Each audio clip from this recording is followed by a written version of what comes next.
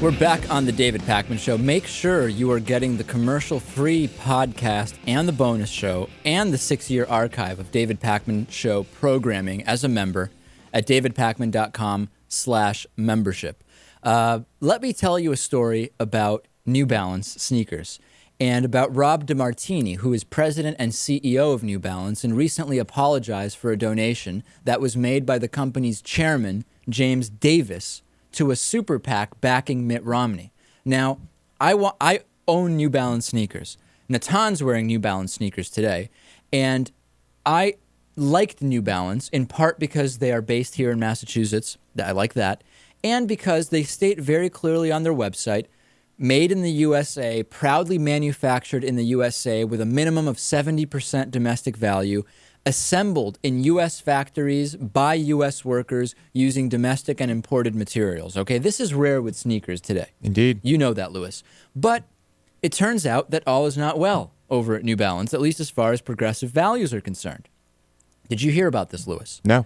Very good. I will tell you this, and we will really get your native reaction because you have not done any prep on this story. I like that. Mm-hmm. Jim Davis, who was chairman of New Balance, gave the money on June 15th to Restore Our Future. He made a donation to Restore Our Future. Now, what's Restore Our Future? It's one of these super PACs which was and is focused on supporting former Massachusetts Governor Mitt Romney's bid for the White House. Gay rights groups have been very critical about this donation in the wake of Romney's decision to sign this pledge supporting a constitutional amendment barring same-sex marriages, okay? Now, New Balance is obviously based here in Massachusetts, first state to allow or to have marriage equality. And it has often emphasized its diversity policies. Was that a result of pressure because of where they're located? Is it really what they feel? We don't know. We can only take them at their word, right? Mm-hmm. So this apology comes out about the donation, and it says, "Dear New Balance associates, customers, consumers, a private donation was made by our chairman to a political action committee that's affiliated with Mitt Romney. First of all, this was a private donation. I'm paraphrasing here. It wasn't a contribution from New Balance itself. We encourage civic engagement at all levels. We respect the rights of our associates to engage in the political process. We typically don't comment on private political donations, but this situation is different." So then they go on to say that Mitt Romney signed a pledge that challenges same-sex marriage, and it has offended many, including those in the gay, lesbian, bisexual, and transgendered community. Yes, that's true. As a company, New Balance embraces the differences in all people, and they claim that they work tirelessly to create and sustain an environment where everyone, associates, consumers, customers, and guests, are treated with dignity and with respect. Okay. A $1 million contribution to the group came under fire because it was also made through a dummy corporation that seemed designed to hide the identity of the donor. It turned out that it was longtime Romney supporter Edward Conrad who actually made the arrangement.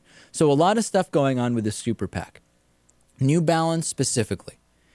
If as the statement reads, this is in no way a reflection of Jim Davis's position on gay marriage, then why would he contribute to Mitt Romney if he's in such disagreement with Romney's position? Okay, fair enough. It's not a New Balance contribution. But to say that completely, wholeheartedly, the company supports gay rights also doesn't make sense. Why else would the guy make the donation?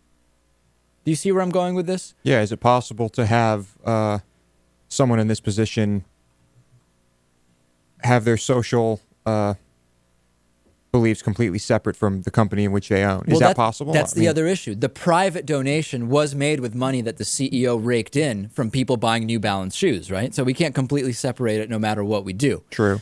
This really, to me, illustrates the increasing problems with corporations and candidates alike in this freewheeling money system.